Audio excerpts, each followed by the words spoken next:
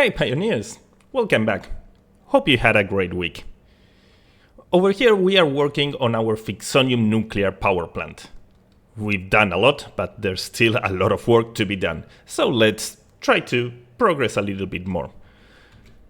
What have we done so far? We have done all of this nonsense, we have done this factory, we have done this one, and we have done this one. So we can start tackling the problem of the singularity cells. But in order to do this, we need to do some pressure conversion cubes. And in order to do this, we need to do some fused modular frames. And in order to do this, we need to do some ingots. So this is what we will be doing today. This is going to be a little bit hard for me because I've never ever did Alumina Solution. Every time I had to do aluminum, I did it with this recipe because it's amazing for fluid dynamics. As you can see here, the amount of water you need is exactly the same amount of water by product you get. So you can simply connect these two and you will never have any issue at all. You just initialize the system, put some water over there, and then it's always the same water that's trapped in the system. But well, eventually I have to do Alumina Solution, and that also will allow me to make some batteries that I have never made. And yeah, this module will also be doing some spare aluminum ingots for the future and some spare steel ingots for the future. So how do we start? Let's just start by looking at the inputs. We need 320 iron. That I probably won't grab only 320 because this module over here also needs 30. So I will grab iron for these two modules and spread the 30 one way and work with the others so that I tackle two problems at once. Then coal, we need 1312, but there's a lot of coal in the desert that I haven't used, so this will be coming via a belt. I don't see any trouble over here. Sulfur, I need 10 sulfur. And there's no more sulfur in the desert. I use absolutely everything. So unfortunately, this will have to come via train. And setting a train line only to carry 10 sulfur is criminally stupid. So I will probably grab more, like 300, 600 or 1200, and send most of it to a sink so that in the future, if I need this sulfur, it's already there in the desert. Then we have 1200 bauxite. This is a pure node that will have to come via train, and 2.5 plastic that I will grab from a belt anywhere. I still have plastic. So I like starting by the biggest things and that they are the most awkward to place. In this case would be the train stations. Let's set up a train line for bauxite and a train line for sulfur. And I was thinking on building over this zone of the map that I have prepared but never used. The terrain is a little bit tricky because I have a lot of mountains, but maybe we could set up the train station over here so it will be higher because I need to cover this peak. So the train station would be standing over this height and then all of the materials will go lower. Let's go. Done with the train station. And as I like having fun with trains, I made it go through the middle of the nuclear power plant, but this wasn't because I had to. This was because I wanted to, so I redirected the rails through there. Let's just spread the radiation a little bit. Then setting it up, it was a little bit hard because of space. The belt bus wasn't giving me enough space. So you can see that these foundations are almost on top of the belt bus. And in order to make it fit, I place one right next to the other. And one of the rails is going through the middle. And it does a fancy loop over here. Then sulfur, I ended grabbing a normal node, so we have 600, even though we only need 10, and bauxite is a pure node, 1200. And they are all handled kind of the same way. I start by grouping them on groups of 3, and they immediately go to a belt limiter. So for example, this is a belt limiter of 300, making sure that we have a constant rate of 300, so it works like a miner.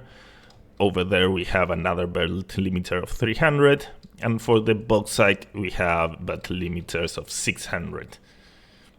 So we always get a constant throughput of materials, no matter where in the world the train is. So if we check, for example, this 300 sulfur, we first go to a balancer that's dividing 10. That's all we need for this factory. And the 290 would be these ones that get merged with the other 300s. This is all of the sulfur I won't be using, and I'm just sending in the desert for the future. I know that eventually I'm gonna need sulfur. So we already have 590 prepared. That for the time being is going to a sink. Then the 10 sulfur we needed goes to this other balancer that's dividing the 3.75 and 6.25. The 3.75 was the one that was meant for a dimensional depot, so goes to a container, dimensional depot, and then goes to a sink. And the other, this is the sulfur we actually need for our factory. It's prepared over there and currently being sunk.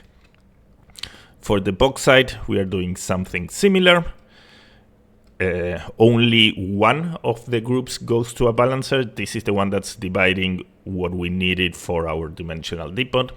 So we have 5. Oh, I didn't place a monitor. Oh, 5 going to a container plus dimensional depot, and the rest 1,195 is the bauxite we need for the factory. It's already prepared on this other side.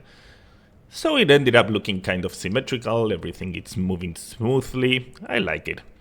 It is quite higher than all of the rest, but well, I had that rock. So I don't know how I will handle this problem for future Nico. Now, I wanted to share something that happens by accident if you use belt limiters, but I consider pretty cool. Let's over here see how much bauxite we have. We still have plenty. So let's watch how this behaves. Or I'll watch it, because I probably speed up this moment of the video. This is taking longer than expected. Why did I decide to show this? Okay, some time has passed and we're about to run out of materials. And this is a full efficiency world. This should never stop, because if it stops, machines start turning off. So why is this happening? What will happen? Where is the train? And well, now that we can see that it's about to finish, the train is arriving, as if it was perfectly timed. And we still have to go through all of the docking process. Let's see how that goes. It just parked.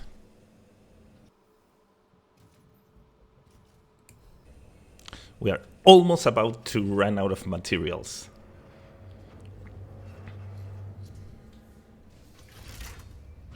But every time before we run out of, the materials arrive just at the moment they have to. How much did we have? 35 extra? There we go. It's getting filled up already.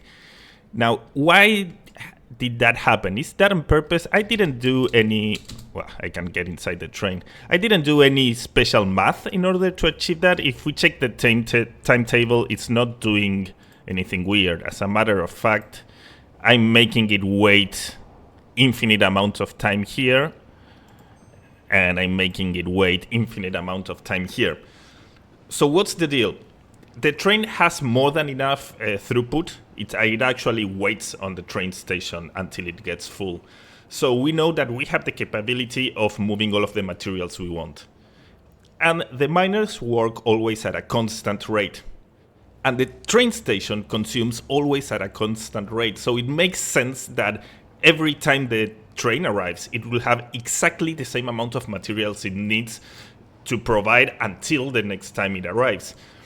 And you might wonder, isn't that a little bit dangerous? What if it gets delayed in traffic? Yeah, the first time it gets delayed in traffic, the train station will dry.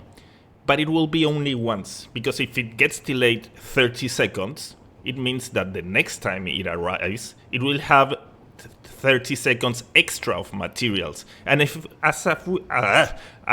we have a belt limiter, those 30 extra seconds of materials will never be able to leave. So it creates a tiny buffer that accounts for train traffic.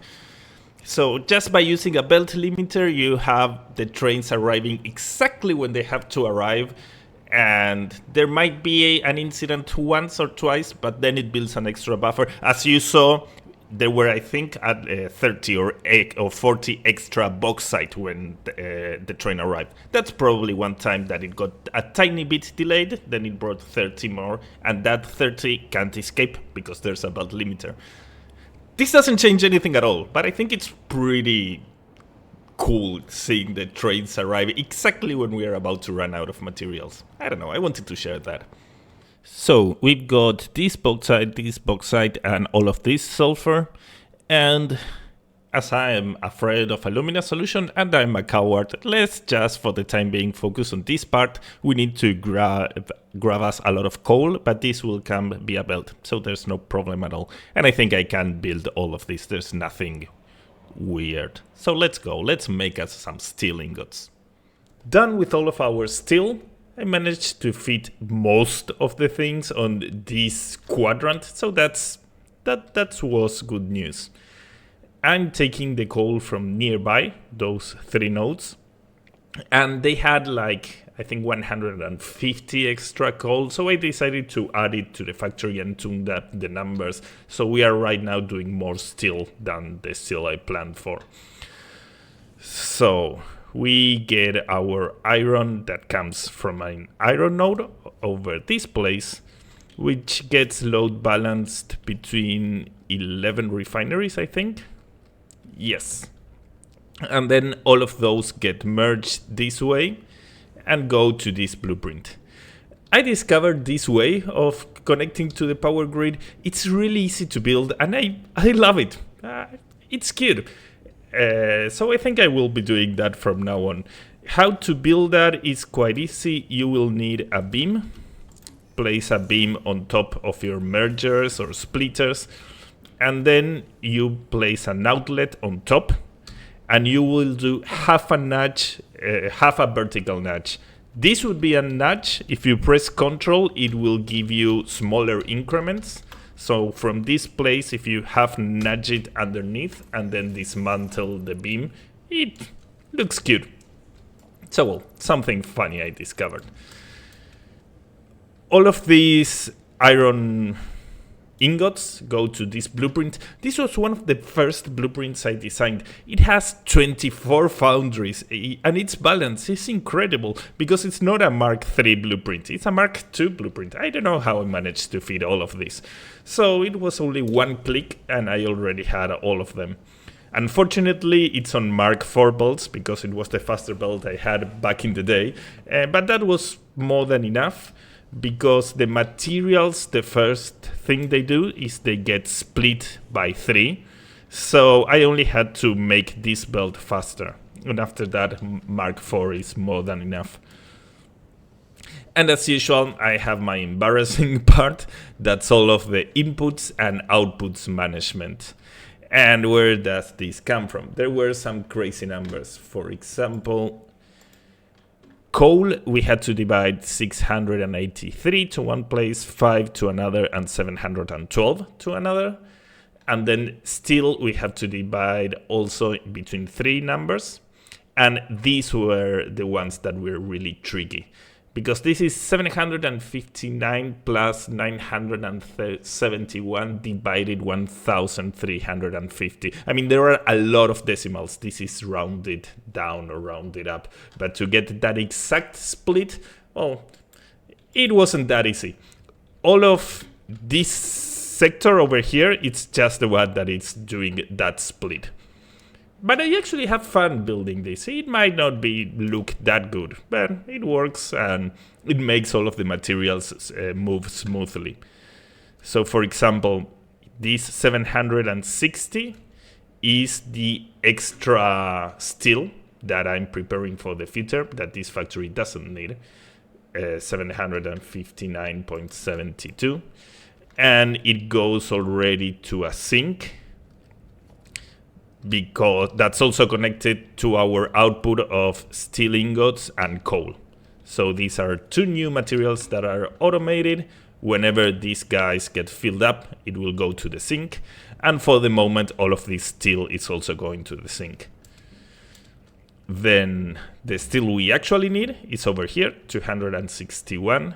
That would be 259.78. Of course, it will fluctuate a little bit, as you can see, but I tested out, I connected machines on the output that consumed exactly that amount with decimals, and they were working at 100% without getting the buffer filled up. So I know that the number is what we were supposed to have.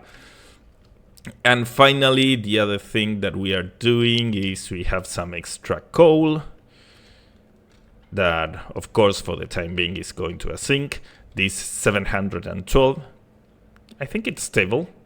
You had to ruin it. Are these 712 that we will need for our steel ingots. So everything is working at 100%. And I already did all of the divisions, so from now on it should be easy. And yep, still is done.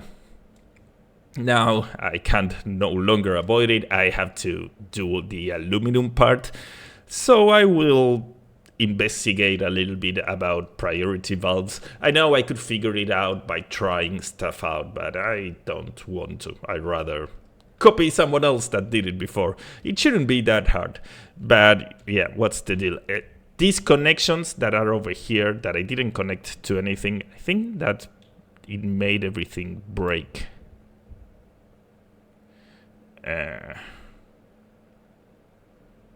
Oh, this factory is too big to start messing around. Well, let's forget about that. This water will be re-injected over here, so I'm not bringing 1195 because these byproducts need to get back into this input. So yeah, I need to figure out how to do that. First time I've done it. How hard can it be? Let's go. Our setup is up and running, and boy, that was a wild ride. But well, for starters, I completed the whole factory. And why is that? Because I also had this water byproduct that it's being fed into here.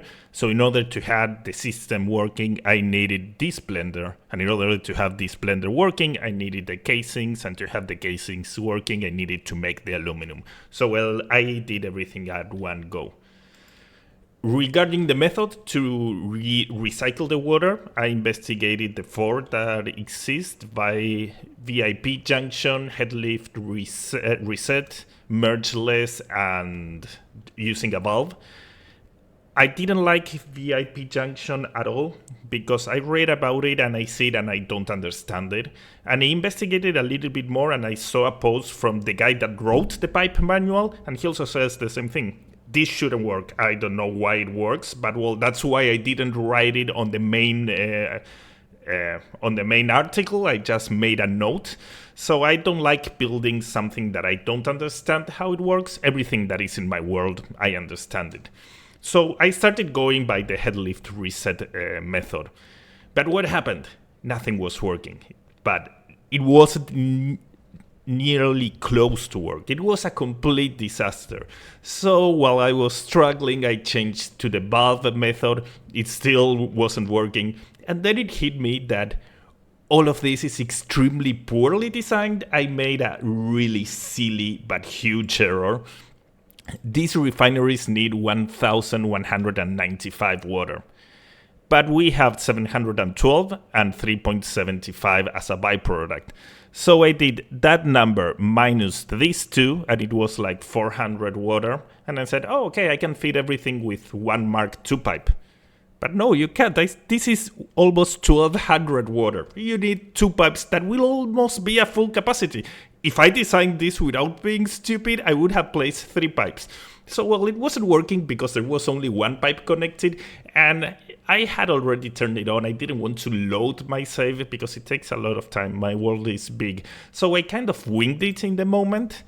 Right now, the recycled water is being fed by that pipe and that pipe over there, which is a little bit dangerous because they are almost always at full capacity. As you can see, this one is stuck at 600, and this one fluctuates a little bit because it's less than 600. This one should be working at 595. But well, with all of that experimenting and the design going wrong and having changing the recycling method several times, When I started having it working, I had the valve, but it wasn't working that good. So I dismantled the valve, and right now I have nothing at all. This is the setup. It's just a junction. Over here we have the water from the water extractors. This is the recycled water, and the recycled water is also coming from the other side. And everything is working at 100%. So it's not that all of these methods are bad and that you shouldn't do it, but I don't really understand why they weren't necessary in this case. And we can check that the refineries, for example, this stage, it's working at 100%, but this value, it's actually not that important because this is a window. I think that it's on the last 3 minutes, it was working at 100%. But this buffer over here is the important one. Because as these machines are load balanced, it's receiving exactly the amount of bauxite it needs. So if it had ever stopped, this would have increased. So this is actually telling us more information. It's working at 100%, it never stopped, and we can see that the water gets filled up immediately. Then on the next stage, again, this one has a little bit more coal, but it's because the speed when the machine shuts down, when it starts, there's some time, and in that time it receives 10 coal. So that's like the minimum it can have. If I remove this from the buffer, it will climb again up to 10. So yeah, we can see that it never stopped, and the important thing is that Alumina Solution is filled, and the water byproduct disappears immediately. As well as this one, the water byproduct disappears immediately. They are all working perfectly. And I'm also sending some Alumina Solution over here to the blender. That's absolutely filled up. And to the packager, that's absolutely filled up. And the last piece of the puzzle would be the water extractors that are supplying the real water, not the recycled one, are these two. And they are working at 100%, and we can see that the buffer is empty. 100%, and the buffer is empty. So nothing was necessary. A junction just did the trick. All of this in general is poorly designed because to be safe, I should be feeding this by 3 pipes so that they are not so close to working at 600. But they are. I accidentally made a perfect system. Maybe it's not that reliable and it can break. I don't know what would happen if I dismantle this and for some time we lose some bauxite. But well, I won't dismantle that, and as long as the bauxite is arriving, everything works. It really surprised me. I wanted to learn a little bit and teach, but there's nothing I can learn because nothing I can teach because I didn't learn anything. I didn't have to use any of the methods to recycle water. So yeah, it's working. Of course, even though the design was really bad, I treat fluids, I treated them the safest way I could. So for example, this is the main water input. I made the pattern, I always do. That for me is the safest one you can do. Originally, it was being fed, this is lagging a lot, only by here, by the middle, by 1 pipe.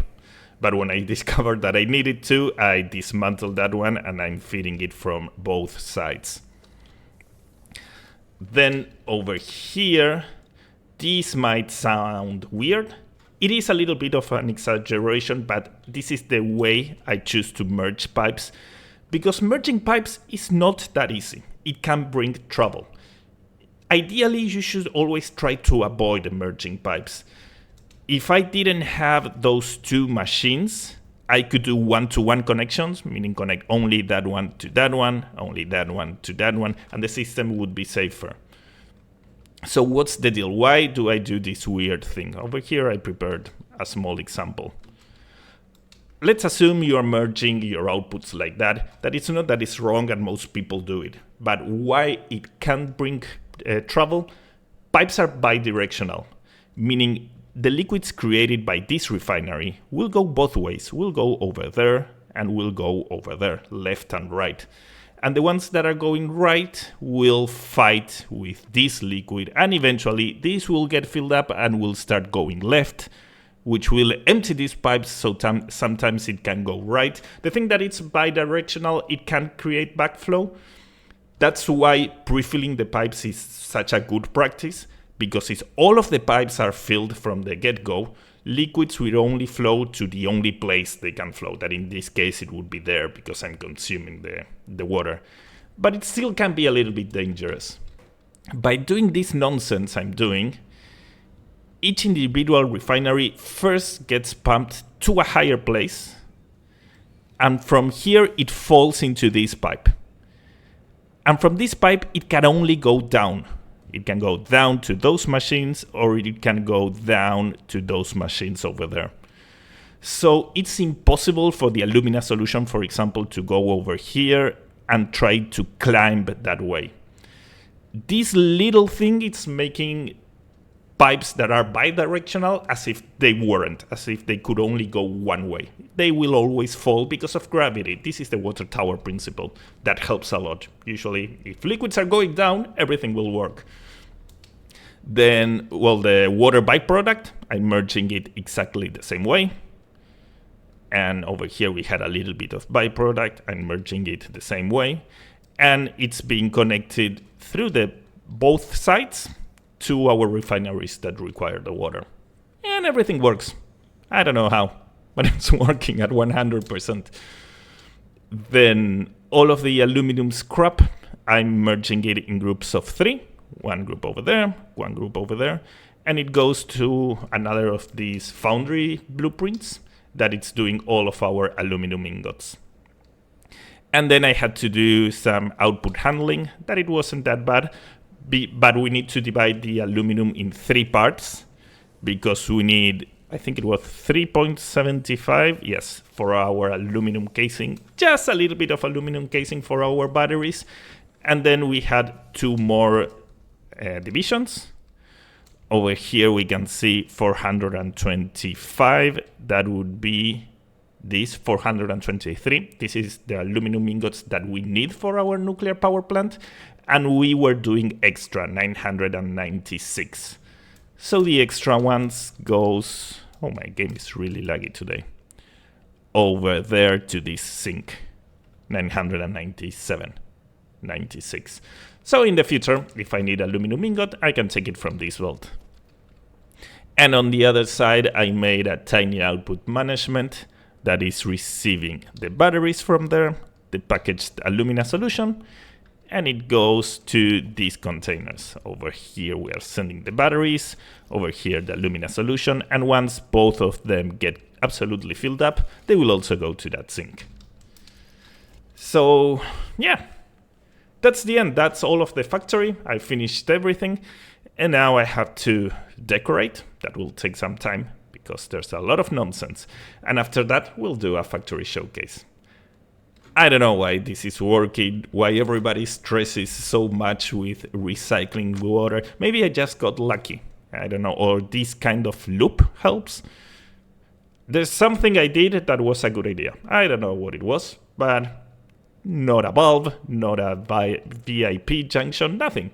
And all of the refineries are happy. Now let's finish all of this.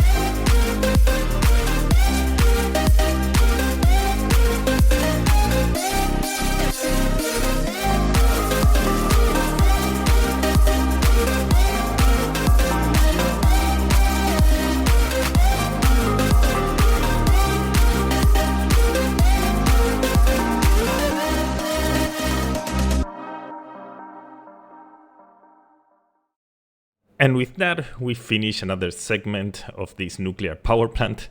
I'm really happy with this one, especially that train station. I wasn't planning on doing something fancy, but I just placed good music and got carried away, and by the moment I realized I had spent more time than I wanted, but it looks really decent. I'm loving it.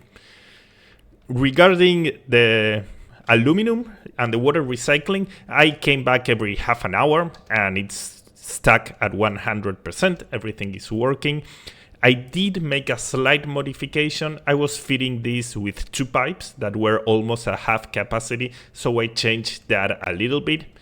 This is the extra fresh water and this is the recycled one. I was merging them over here, but I decided to extend the pipe a little bit and now it's being merged in the middle. So we have recycled water in the left, new water in the middle, and recycled water in the right. That makes that each one of these pipes doesn't have a flow rate that big, and that's a little bit safer. Because if at one point you have sloshing or backflow, it can later compensate by sending more. So yeah, it's working. I don't understand why, but I won't complain. I hope you guys had fun, and I'll see you on the next one.